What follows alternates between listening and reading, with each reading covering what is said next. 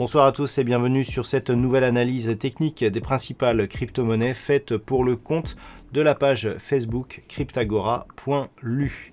Avec aujourd'hui donc un Bitcoin qui continue à évoluer dans son range d'évolution entre 9200 et 10 400 $ pour un Bitcoin. On pourrait même resserrer ici la résistance à 10 000 tant la dernière tentative ici de sortie a tout de suite été invalidée. Donc une neutralisation ici suite à une dynamique haussière qui avait porté donc les cours du Bitcoin de ce point bas ici des 4000 $ sur un contact ici sur la zone des 10 000 avant cette phase de stabilisation.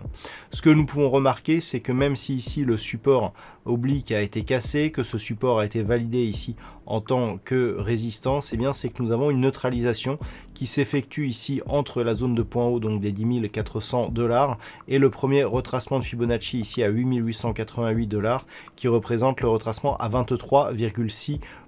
Si nous zoomons un petit peu, nous pouvons remarquer que par rapport à cette zone de range, on est désormais plus sur une dynamique baissière avec des contacts répétés ici sur la bande de Bollinger inférieure. Du point de vue des indicateurs, on est neutre mais à légère prédominance baissière, donc attention ici, une rupture des 8880 $ nous donnerait un objectif ici proche des 7900, mais sur rupture ici de cette zone de support des 8380, on pourrait aussi valider un mouvement d'accélération dont l'objectif sera un retour possible sur la zone des 6618 $ pour un Bitcoin. Naturellement, toute rupture haussière ici de cette résistance des 10 000 $ invaliderait ce scénario et validerait la poursuite de la dynamique haussière en direction de la prochaine zone de résistance qui se situe à 11 788 $ pour un Bitcoin.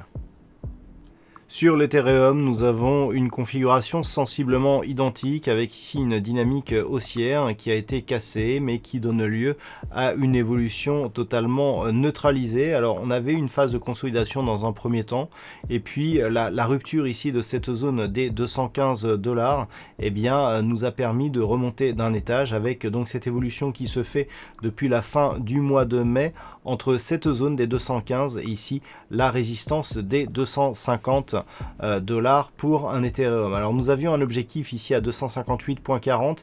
Il semblerait que cet objectif ne soit pas atteint.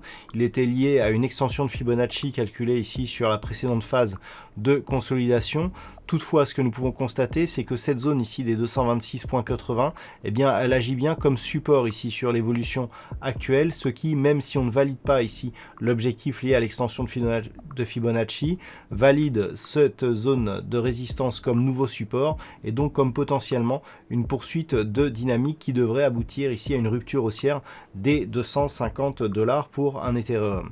Donc la dynamique reste haussière malgré ici la cassure du support oblique. Une cassure de la zone des 250 $ nous donnerait un objectif de poursuite en direction des 286 $. Naturellement, en cas de cassure ici baissière des 215 $ pour un Ethereum, cette anticipation haussière serait invalidée en vue d'un retour possible ici sur la zone des 175 $ pour un Ethereum.